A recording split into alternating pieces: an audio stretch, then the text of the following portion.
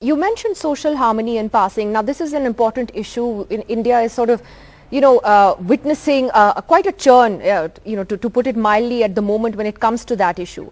How important is that to project stability to the rest of the world, to tell investors, the messaging for investors, when they see Hindu-Muslim conflicts, being sort of played up, what has just happened with Gulf countries in the last few days, how does that affect the investment climate?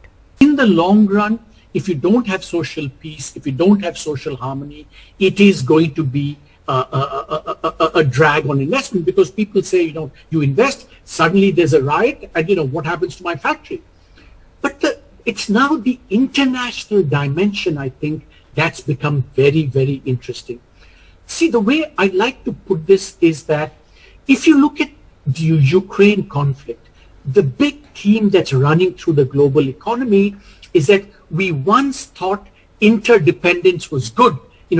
People, as the famous saying, if countries trade goods, they don't trade blows. That was the, trade as a kind of way of integrating countries, creating peace, because the incentives for conflict diminished.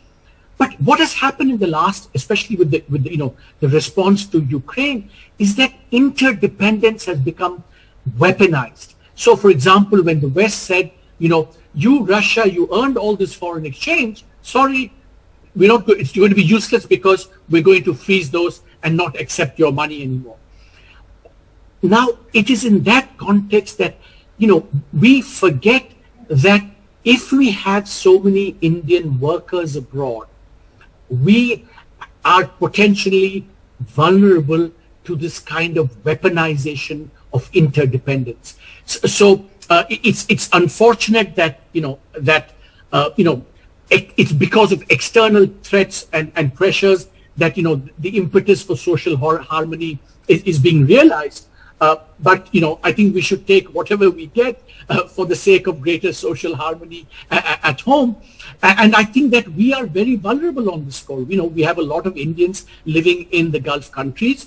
And, and it's not just governments, these overseas governments that might get annoyed with, the lack of social harmony in India. We need social harmony for itself. I mean, let's be clear on that thing, not because of anything else, but we also need it for a stable investment climate and for, a stable, our stable relations internationally, for the safety of our citizens internationally. So I think in a number of dimensions, therefore, social harmony and peace are really very important.